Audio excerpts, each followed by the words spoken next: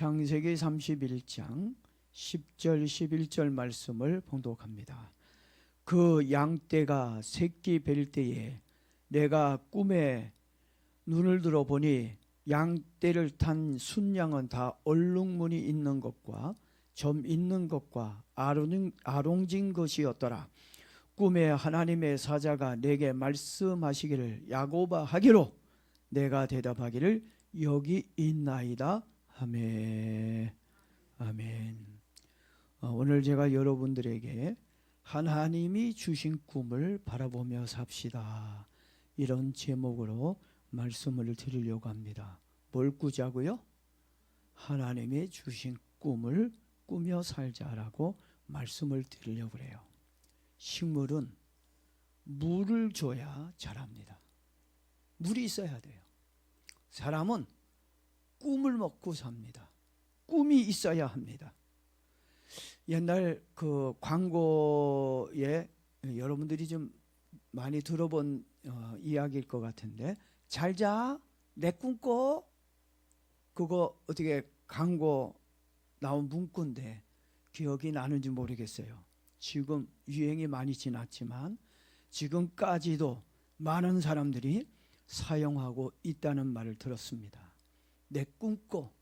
이 말은 잠을 자고 있는 무의식 속에서도 누구를 기억해 달라는 거예요? 나를 기억해 달라는 얘기입니다. 아주 사랑에 담겨 있는 말이라고 생각합니다. 우리나라 사람들은 다른 나라 사람들에 비해 꿈에 대한 집착이 좀 강한 것 같아요. 임신을 했다고 하면 가장 먼저 무엇부터 물어봐요? 태몽을 물어봅니다. 꿈꾸었습니까? 라고 물어봅니다.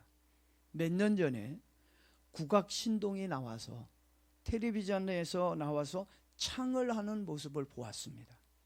그 창 소리를 들으면서 제가 어린애가 맞나? 할 만큼 얼마나 창을 잘했는지 몰라요. 사회자가 감탄을 하면서 어머니에게 이 아이를 낳을 때 무슨 꿈을 꾸었냐고 물어보았습니다. 그런데 그 어머니가 웃으면서요, 글쎄요, 무슨 꿈을 꾸었는지 저는 잘 모르겠어요. 꿈꾼 적이 없어요. 그랬어요. 그러면서 자기 동네에 있는 어르신 한 분이 내가 좋은 꿈을 꿨는데 자기하고는 전혀 관계가 없는 꿈이라고 팔고 싶대요. 그러면서 내가 1,000원에 줄 테니까 이 1,000원 주고 이 꿈 사라고 그래가지고 장난삼아 1,000원 주고 그 꿈을 샀는데, 그리고 나서 낳은 아이가 지금 신동이라는 이야기를 했습니다. 여러분들은 꿈을 믿습니까? 하나님이 주신 꿈이 또 있습니까? 꿈을 꾼 적이 없다면 오늘 말씀을 듣고 하나님의 꿈을 사는 은혜가 있기를 바랍니다. 우리가 믿는 성경에는 꿈에 대한 이야기가 참 많이 나옵니다. 그리고 성경은 우리들에게 꿈을 가지고 살라고 말해주고 있습니다. 뭘 가지고 살라고 말해준다고요? 꿈을 가지고 살라고. 그리고 그 꿈을 꿀 수 있도록 가르쳐주고 이끌어주기도 합니다. 여러분들이나 여러분들의 자녀가 꿈을 가지고 살기를 원한다면 성경을 좀 읽게 해주세요. 성경을 읽을 때 꿈이 생깁니다. 또 하나님이 꿈을 꾸게 해주십니다. 그리고 목사님의 설교 말씀을 자꾸 들을 수 있도록 해줘야 합니다. 왜냐하면 사람들은 성경 말씀과 목사님의 설교를 통해서 꿈을 꾸기도 하고 꿈을 이룰 수도 있기 때문입니다. 우리가 나무를 심으면 나무가 잘 자랄 수 있도록 물과 거름을 주는 것처럼 하나님의 주신 꿈이 있다면 그 꿈이 잘 자라날 수 있도록 말씀의 은혜를 자꾸 공급해 주어야 하는 거예요. 그냥 꿈 꿨다고 이루어지는 게 아니에요. 자꾸 그 꿈에 대한 하나님의 역사가 일어날 수 있도록 자꾸 은혜를 공급해 주어야 한다는 것입니다. 창세기 28장 12절 말씀에 보게 되면 형 에서를 피해 도망을 가던 야곱이 광야에서 쓰러져 자다가 하나님을 만났어요. 어디서 만났을까요? 꿈속에서 하나님을 만났습니다. 꿈속에서 하나님이 아브라함과 이삭과 함께 한 것처럼 내가 너와 함께 해줄 것이다. 너를 지켜줄 것이고 너를 도와줘서 부자가 되게 해주고 너희 집으로 가나안으로 갈 수 있도록 해주겠다고 꿈속에서 하나님이 약속해 주셨습니다. 그런데 야곱은 외삼촌 라반의 집에 도착한 후 하나님이 주신 그 꿈을 새까맣게 잊어버렸어요. 왜 잊어버렸을까요? 돈 주고 엿바꿔 먹듯이 꿈을 팔았던 건가요? 아닙니다. 야곱이 이렇게 새까맣게 하나님 주신 꿈을 잃어버린 것은 먹고 사는 일에 바빠서. 여러분들도 먹고 사는 일에 바빠서 꿈을 잃어버린 수도 있어요. 근데 이렇게 하나님의 주신 꿈을 먹고 사는 것 때문에 새까맣게 잊어버리다가 사랑하는 라헬이 아들을 낳았어요. 그렇게 아들을 낳지 못했던 라헬이 아들을 낳았어요. 그 아들이 누구냐면 요셉입니다. 요셉을 안고 있던 야곱이 아버지와 어머니 리브가가 보고 싶어졌어요. 그리고 고향 땅이 그리워지게 되었습니다. 그러면서 내가 언제까지 모슴처럼 이렇게 살아야만 하나? 나도 내 집을 세우고 집으로 돌아가고 싶다는 이런 생각이 강력하게 들었습니다. 그래서 야곱이 장인 라반에게 찾아가 지금까지 14년 동안 열심히 내가 장인을 위해서 일해 왔는데 내가 이렇게 열심히 일해준 덕분에 당신이 이렇게 거부가 되었습니다. 나도 이제 내 집을 세울 때가 되었고 집으로 돌아갈 때가 된 것 같습니다. 저 집으로 돌아갈 테니까 허락해 달라고 이야기를 합니다. 그러자 라반이 일 잘하는 야곱을 잡아두기 위해 달콤한 제안을 하나 합니다. 네가 원하는 대로 내가 계약을 해줄 테니까 7년만 더 일해주면 안 되겠냐? 7년만 나를 위해서 일해주면 내가 집으로 갈 수 있도록 해줄게. 지금까지 너하고 계약을 맺고 약속한 거 다 내가 10번 이상씩을 내가 속이고 약속을 지키지 않았지만 이번에 약속만큼은 내가 꼭 지켜줄 테니까 너 나를 위해 7년간만 더 수고해줘 그랬어요. 야곱은 라반의 말을 듣고 새로운 계약을 맺습니다. 그리고 7년을 라반을 위해서 봉사를 합니다. 사실 야곱이 밧다라람에서 14년 동안 한 일이라곤 한 아내를 얻기 위해서 장가가고 새끼 낳고 또 어떻게 해요?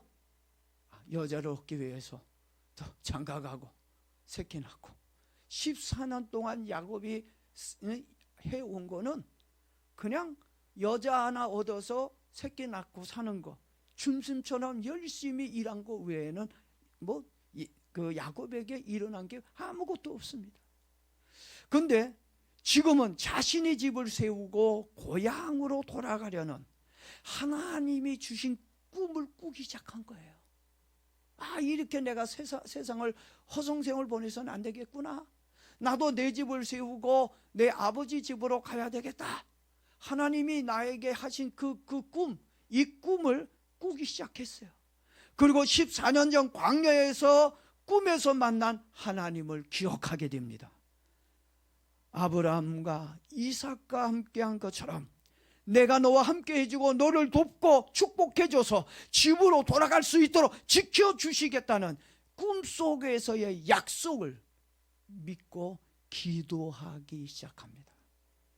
야곱은 하나님이 주신 이 세 가지의 꿈을 다시 꾸기 시작하였습니다. 하나님이 혹시 여러분에게 주신 꿈이 있다면 오늘 여러분들도 다시 야곱처럼 꿈을 꾸기를 바랍니다. 자, 야곱이 이 세 가지의 꿈을 다시 꾸기 시작했는데 먼저 내 집을 세워야 하겠다는 꿈을 꾸기 시작했어요. 뭘 세워야 되겠다고요? 내 집을 이제 세워야지. 언제 맨날 남의 집에서 돌아다니고 전전하고 새빵살을 하며 살아야 되겠어? 나도 이제 내 집을 세워야지. 언제까지 내가 남의 밑에서 일해야 되겠어? 나도 이제 내 기업을 하나 가져봐야지. 이렇게 내 집을 세워야 되겠다는 꿈을 야곱이 다시 꾸게 됐어요. 그리고 두 번째 꿈은 뭐냐? 나도 이제 축복받아야지. 예? 나도 거부가 돼야지. 이렇게 가난하게 이렇게 맨날 얻어먹으며 살고 빌어붙여서 살고 이렇게 어렵게 살지 말고 나도 이제 정말 나눠주면서 살고 당당하게 이제 하나님이 주신 축복을 받으며 살아야 되겠다. 거부가 돼야 되겠다고 하는 이 꿈을 야곱은 가지게 되어졌습니다. 그리고 세 번째 꿈은 뭘까요? 이 세 번째 꿈은 하나님께 받은 축복을 가지고 가족과 함께 내 자녀들과 함께 멋지고 당당한 모습으로 고향집으로 가는 게 야곱의 꿈이었습니다. 이 세 가지의 꿈을 이루기 위해 그날부터 야곱은 피나는 노력과 기도를 아끼지 않았습니다. 여러분들도 하나님이 주신 꿈이 있다면 그 꿈을 이루기 위해 기도하며 열심히 노력하며 살기를 바랍니다. 꿈을 가지고 살 때와 꿈 없이 살 때와는 인생의 삶 자체가 다르다는 것을 알아야 돼요. 야곱이 꿈이 없이 살 때는 남에게 좋은 일만 하며 살았습니다. 그렇지만 자기에게는 남는 것이라고는 아무것도 없었어요. 실속 없이 인생을 허비하고 낭비하며 살았던 것입니다. 지금도 실속 없이 남에게 좋은 일만 해주며 사는 사람들이 있어요. 저희 집사람이 목사님이래. 저 우리 사람하고 목사님 맨날 남 좋은 일만 하면서 지금까지 살아왔다고. 이제 목사님 좀 실속 있게 좀 살았으면 좋겠다, 이런 얘기를 저한테 좀 자주 한 적이 있는데 야곱도 이제 좀 실속 있게 살아야 되겠다는 생각이 좀 들었어요. 이렇게 실속 없이 남에게 좋은 일만 해주며 사는 사람들이 있는데 그런 사람들은 뭐 좋은 것 같지만 참으로 어리석고 미련한 사람들입니다. 이런 인생을 사는 사람들이 의외로 많이 있는 것을 봅니다. 근데 어떤 사람이 주로 이런 인생을 살아요? 꿈이 없는 사람들이 주로 이렇게 살아요. 꿈이 없었던 야곱도 14년 동안 라반을 위해 실속 없이 여자를 얻기 위해 짐승처럼 살았습니다. 꿈이 없는 사람의 삶은 짐승과 같다고 생각을 합니다.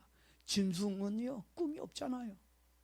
발정나면 짝짓기 하고 새끼 낳고 배고프면 먹고 그렇게 살다 죽습니다. 그렇지만 사람은 짐승하고 차원이 달라요. 짐승하고 다른 삶을 우리는 살아야 합니다. 사람은 각자의 꿈이 있고 삶의 목표가 있어요. 그리고 그 꿈을 이루고자 열심히 노력하며 삽니다. 그런데 지금까지 꿈이 없이 살아왔다면 여러분들은 짐승처럼 아니면 바보처럼 살아온 것입니다. 하나님은 꿈이 있는 사람을 좋아하시고 축복해 주시는 분이십니다. 야곱이 밧단 아람에 와서 하나님의 주신 꿈을 잊어버리지 않고 그 꿈을 이루기 위해 열심히 살았다면 21년이라는 긴 세월을 헛되게 살지 않았을 것입니다. 야곱의 연단이 길어지고 고생을 많이 한 것은 하나님이 주신 꿈을 잃어버리고 먹고 사는 육신적인 일에만 힘썼기 때문이라고 생각합니다. 여러분들도 하나님의 축복을 빨리 받고 싶다면 하나님이 주신 꿈을 이루기 위해 기도하며 부지런히 믿음으로 살기를 바랍니다. 여러분의 꿈이, 여러분이 원하는 목표가 빠르게 이루어질 것입니다. 야곱은 14년이라고 하는 많은 시간이 지났지만 다행히 감사하게도 하나님의 주신 꿈을 꾸게 되었고, 그리고 그 꿈을 이루기 위해 엎드려 간절히 기도하고 열심히 노력한 결과 자신이 원하는 큰 축복을 받아 가나안으로 돌아가는 은혜를 받게 되었습니다. 여러분들에게도 소중한 꿈이 있습니까? 그 꿈이 이루어지기를 원합니까? 그렇지만 꿈이 있다고 그 꿈이 다 이루어지는 것은 아닙니다. 야곱은 자신의 꿈이 이루어지기 위해 얼마나 피나는 노력과 기도가 있었는지 여러분은 알아야 합니다. 그냥 잘 되는 거 아니에요. 그냥 목표가 이루어지는 게 아닙니다. 야곱의 아들 중에 아까 요셉이라고 있다고 그랬죠. 이 요셉이 별명이 있었어요. 별명이 뭔지 알아요? 요셉의 별명이 꿈꾸는 자라는 별명을 가지고 있어요. 이 꿈 때문에 야곱은 감옥에 갇혔습니다. 그리고 이 꿈 때문에 미움도 받았습니다. 그리고 그는 꿈 때문에 죽을 고비도 넘겼습니다. 꿈이 있는 사람에게는 고난도 많고 시련도 많이 옵니다. 그렇지만 하나님의 주신 꿈을 가진 사람은 모든 어려움을 극복할 수 있는 믿음과 열정이 있어야 합니다. 이 믿음과 열정 때문에 모든 고난을 이긴 거예요. 여러분, 믿음과 열정이 있는 사람이 고난을 이깁니다. 모든 유혹을 물리칩니다. 모든 고통을 견디게 해줍니다. 그리고 꿈과 목표를 이룰 수 있도록, 앞을 향해 달려갈 수 있도록 에너지를 줍니다. 그런데 이 믿음과 열정이 어디에서부터 오는지 알아야 돼요. 여러분, 이 열정과 믿음이 어디에서부터 올까요? 여러분들은 어디에서부터 온다고 생각하십니까? 기도입니다. 어디에서부터 와요? 기도예요.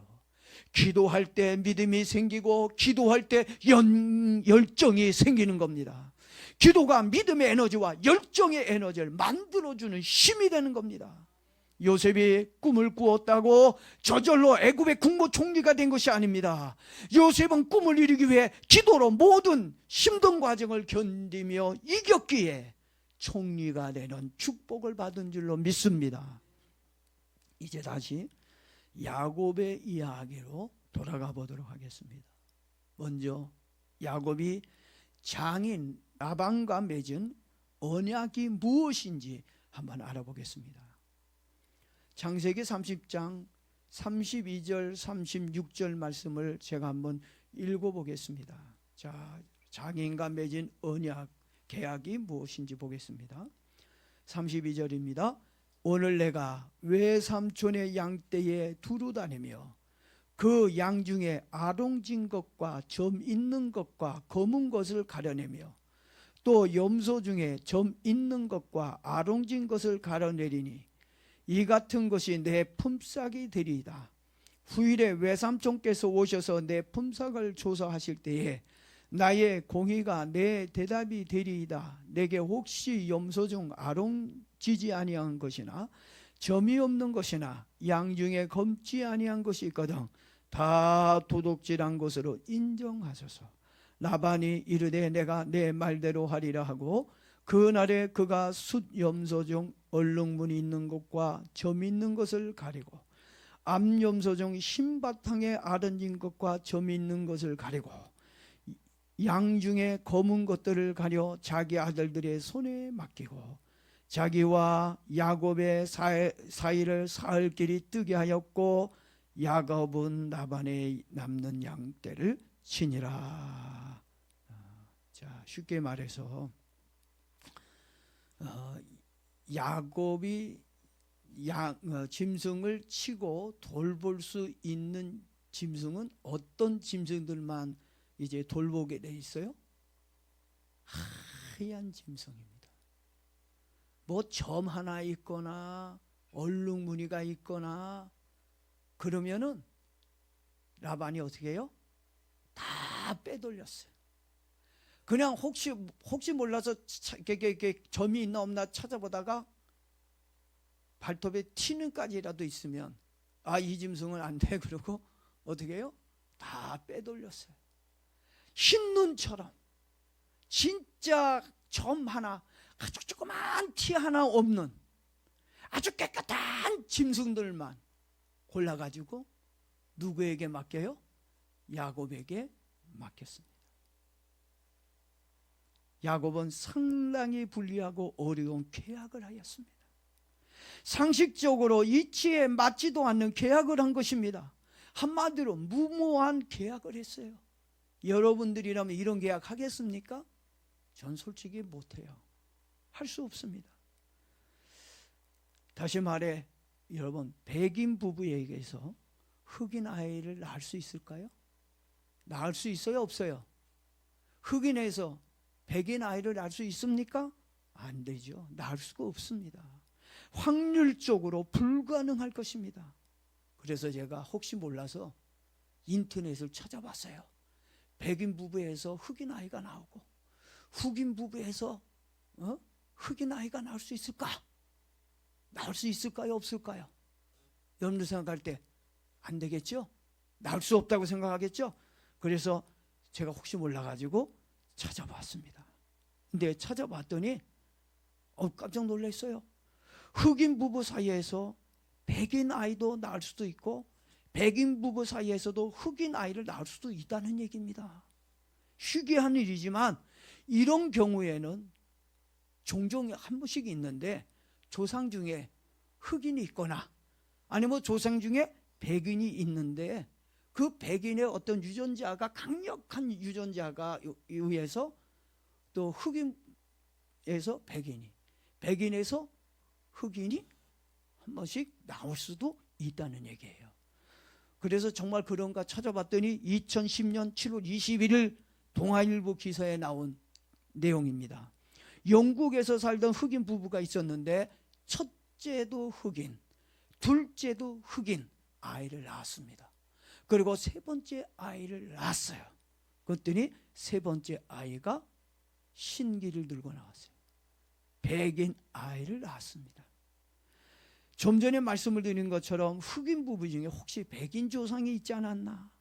아니면 멜라닌 색소를 전혀 만들지 못해서 태어나는 아이가 있대요.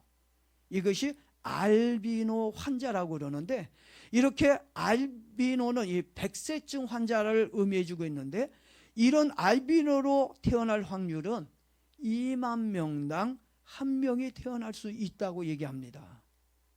근데 그것이 굉장히 희박하다는 거예요. 특히 흑인에서 백인에서 흑인으로 태어날 수 있는 일은 100만 분의 1 정도로 아주 희박하다고 얘기하고 있습니다. 그러니까 거의 불가능하다는 이야기입니다. 그러니 야곱의 계약은 무모하고 멍청한 계약이라고 볼 수밖에 없는 거예요. 이런 계약을 한 거예요. 뭘 믿고 야곱이 그런 계약을 했는지 모르겠어요. 그러니 라반은 얼마나 좋았겠어요. 예? 이렇게 무식한 계약을 야곱하고 했으니. 그래서 작은 점이 있는 짐승은 물론 티눈까지 있는 짐승들까지 모두 아들들에게 맡기고 흰눈처럼 하얗고 깨끗한 잡티 하나 없는 짐승들만 골라서 야곱에게 주었습니다. 그런데도 야곱은 어떻게 해서 티끌 하나 없는 하얗고 하얀 짐승들 사이에서 점이 있고 얼룩한 새끼들을 낳을 수 있었을까? 아까 몇만 분의 1이라고 그랬어요? 100만 분의 1을 만들어 놓았어요. 어떻게 그런 일이 일어날 수 있었을까? 창세기 30장 38절 39절 말씀을 한번 찾아보겠습니다. 자, 야곱이 그 일을 만들기 위해서 어떤 일을 했는지 보십시오. 38절 39절 보니까 그 껍질 벗긴 가지를 양떼가 와서 먹는 개천의 물구유에 세워 양떼를 향하게 하며 그 떼가 물을 먹으러 올 때에 새끼를 베니 가지 앞에서 새끼를 뱀으로 얼룩얼룩한 것과 점이 있고 아롱진 것을 낳은지라. 그러니까 암컷이 새끼를 뵙게 되면 어떻게 해요?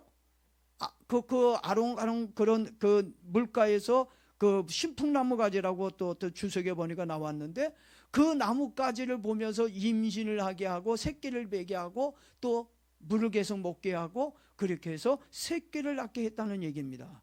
그렇게 해서 여러분 야곱이 이런 얼룩덜룩한 새끼를 낳았다는 겁니다.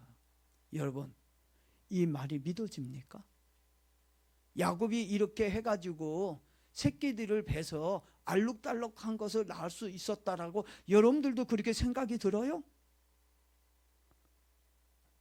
여러분, 이렇게 해서 하얀 짐승이 점 있는 짐승을 낳을 수 있을까요? 그러면 흑인이 백인 사진 갖다 놓으면 그러면 그 다음부터 다 백인 자식 낳는 겁니까? 예? 어느 목사님이 이제 우연히 이제 목사님들 모임에서 만났다가 자기 교회 청년들 얘기를 하다가 어느 목사님이 자기 청년 자랑을 했어요. 우리 청년들은 장동건보다 잘생겼다. 이렇게 잘생긴 사람은 내가 만나본 적이 없다. 우리 교회 청년 진짜 멋있다. 잘생겼다. 그랬더니 목사님 한 분이 우리 교회 여자 청년은 송혜교보다도 이쁘다. 김태희가 왔다가 울고 갔다. 정말 이쁘다. 그래서 목사님 두 분이 청년 자랑하다가 그렇게 이뻐? 그렇게 잘생겼어? 그래? 그러면 둘이서 한번 중매해볼까? 만나볼까? 그러면 기가 막히게 이쁜 자녀가 나올 것 같은데? 그럽시다. 그리고서 목사님이 청년 부르고 그래서 이제 만나게 했더니 또 다행히 두 사람이 마음이 들어하고 또 좋아하고 이렇게 사귀다 보다 보니까 결혼을 올리게 됐어요. 결혼을 하고 그리고 아기를 낳았어요. 그리고 이제 돌잔치가 되었습니다. 돌잔치가 되어서 1년 뒤에 두 분 목사님도 축하하기 위해 돌잔치에 참석을 했습니다. 참석을 하고 이제 그 낳은 아기를 보았는데 그 아기를 보자마자 두 분의 목사님이 기가 막힌 거예요. 너무너무 놀랐어요. 그래가지고 너무 놀래가지고 두 분의 목사님이 바깥으로 나왔습니다. 그러더니 바깥에 나오더니 목사님 한 분이 그 목사님을 손을 잡고 목사님 용서해 주세요. 우리 청년이 성형수술을 했어요. 성형미남이에요. 아유 목사님 제가 말을 못했는데 아유 죄송합니다. 그랬더니 그 목사님도 목사님이 손을 잡더니 목사님 저도 용서해 주세요. 우리 교회 여자 청년도 성형미인이랍니다. 둘 다 성형미인인데 낳았는데 그 아이가 어떻게 해요? 너무너무 못생겼다는 얘기예요. 그래서 두 분의 목사님이 깎알대고 웃었다는 이야기가 있습니다. 사실요 여러분 탤런트들 정말 이쁘잖아요. 잘생겼지 않습니까? 그리고 나서 간혹 가다가 연예인들 자기 자녀들 이제 그 집안에 이제 그 무슨 예능 프로 때문에 나오잖아요. 깜짝 놀라잖아요. 왜 이렇게 자식들은 하나같이 다 못생겼는지 몰라. 이유가 뭘까요? 엄마 아빠가 성형을 했기 때문에 그래요. 그래서 자녀들이 못생긴 겁니다. 제가 이 말을 하는 이유는 자녀는 누구를 닮는다는 얘기예요? 부모를 닮는다는 얘기입니다. 야곱이 백날 첫날 신풍나무 가지를 벗겨서 어미들에게 새끼를 베는 어미들에게 보여준다고 할지라도 유전학적으로 볼 때 점이나 얼룩한 새끼를 낳을 수 있는 확률이 희박하다는 얘기입니다. 그럼 어떻게 해서 얼룩얼룩한 짐승들을 낳을 수 있었느냐? 여러분들 지금 신기하지 않습니까? 이제 여러분 왜 그렇게 그런 일들이 일어났는지, 야곱이 불가능을 가능한 것으로 만들었는지 한번 생각해 보아야 될 거라고 생각해요. 저는 정말 이런 신풍나무 가지들을 보고 얼룩덜룩한 짐승을 낳았다면, 백인 사진을 보고 백인을 낳을 수만 있었다면 이게 뉴스에도 나올 만한 아주 신기하고 놀라운 일이라고 저는 생각합니다. 자, 야곱이 이렇게 무지하고 무모해 보였지만 그래도 우리가 인정해 줘야 할 부분이 있어요. 밤잠을 설쳐가며 밤낮으로 열심히 열정을 다해 일했다고 하는 그의 열정을 우리는 인정해 주어야 합니다. 얼마나 열심히 나뭇가지를 베다가 그 짐승들이 새끼를 뱉을 수 있도록 얼마나 수고했는지 모릅니다. 야곱의 성공 비결이 지혜와 열심이 있었던 게 아닙니다. 야곱의 지혜와 열심이 헛되지 않게 해준 것이 있어요. 야곱의 지혜와 수고 뒤에 뭐가 있었느냐, 그걸 알아야 돼요. 여러분, 수고하고 열심히 일하는 거 좋습니다. 해야 됩니다. 그러나 여러분의 수고와 지혜 뒤에 반드시 뭐가 있어야 될까요? 하나님의 도우심이 있어야 된다는 얘기입니다. 하나님의 돕는 손길이 없다면 여러분의 수고가 헛될 수밖에 없다는 얘기예요. 여러분, 하나님의 손길이 있어야 분명히 여러분들도 성공할 수 있습니다. 전 그걸 말씀해 주고 싶은 거예요. 그것 때문에 절대로 얼룩이를 알 수는 없어요. 그러나 그 뒤에 누가 계셨어요? 하나님이 계셨단 말이에요. 야곱은 그것을 이루기 위해서 얼마나 노력하고 기도했는지 몰라요. 야곱은 열심을 다해서 기도했습니다. 창세기 31장 10절 11절 말씀 보게 되면 야곱은 자신의 수고와 노력으로 꿈을 이루고 성공할 수 없다는 거 누구보다도 더 잘 알고 있어요. 이런 나뭇가지 놨다고 해서 짐승들이 얼룩덜룩한 거 새끼를 낳을 거라고 야곱은 생각하지 않았습니다. 계란으로 바위 깨기 식의 계약이었고 무모한 도전이었지만 그래도 야곱은 누구를 믿었어요? 하나님을 믿었습니다. 히브리서 11장 1절 말씀을 보니까 하나님을 믿었는데 어떤 하나님을 믿었느냐? 믿음은 바라는 것들의 실상이요 보지 않는 것들의 증거니 선진들이 이로써 증거를 얻었느니라. 하나님을 바라보았다는 얘기예요. 하나님을 믿었다는 얘기입니다. 그 가지를 통해서 새끼를 베도 얼룩덜룩한 건 못 나오겠지만 그러나 야곱은 뭐예요? 누구를 바라봤어요? 하나님을 바라봤다는 얘기입니다. 내가 쓸데없고 무모하고 아무 효과도 없는 이 나뭇가지를 냇가에다가 집어넣고 새끼를 베게 하겠지만 이걸로 통해서는 절대 얼룩다는 건 알 수는 없지만 그러나 하나님이 낫게 하심을 믿습니다. 기도했다는 얘기입니다. 하나님을 바라보았다는 이야기입니다. 그랬더니 도저히 확률적으로 이루어질 수 없는 놀라운 기적 같은 일들이 야곱에게 일어난 겁니다. 여러분, 수고, 열심히 노력하고 열심히 일하는 거 중요합니다. 그러나 그 수고와 열심이 헛되지 않도록 여러분에게 하나님의 은혜가, 하나님의 돕는 축복이 일어나기를 주의 이름으로 축복합니다. 여러분, 하나님은 불가능을 뭘로 만들어 주셔요? 강으로 만들어 주셔요. 무엇을 통해서 이루어지는 겁니까? 기도입니다. 기도가 우리의 자산이에요. 예수 믿는 사람의 자산은 기도밖에 없습니다. 여러분, 뭘로 성공하려고 그래요? 돈 가지고 성공하려고 그래요? 여러분, 지혜로 성공하려고 그래요? 얼마나 어렵고 힘든 일인데요. 나보다 똑똑한 사람 많고 나보다 돈 많은 사람 많고 나보다 재능 많은 사람이 이 땅에 얼마나 널렸는데 우리가 성공할 수 있는 건 부족한 내 재능 위에 하나님의 은혜가 임하도록 기도하는 거고 내 부족한 돈 위에 하나님의 은혜가 돕는 은혜가 임하도록 기도하는 거고 결국 여러분 기도밖에 없어요. 우리 교회가 부흥되는 것도 뭐밖에 없어요? 기도밖에 없어요. 여러분의 인생이 새로워지고 달라질 수 있는 건 기도밖에 없어요. 여러분 잘 생각해야 됩니다. 야곱처럼 세월을 허생세월하며 살지 아니면 정말 하나님 주신 꿈을 이루기 위해서 노력하고 기도하며 살지 여러분 야곱처럼 하나님을 바라보며 살 수 있는 믿음이 저와 여러분과 함께 하기를 바랍니다. 기도하면 손해 안 봅니다. 기도하면 절대로 하나님의 주신 은혜가 있고 축복이 있습니다. 여러분 야곱이 꿈속에서조차 꿈을 꿔요. 여러분 여러분의 꿈에조차 하나님의 주시는 이 축복이 일어나기를 바랍니다. 내 꿈꿔 이런 이야기가 오늘 여러분의 꿈속에서도 일어나기를 바랍니다. 누구를 꾸자고요?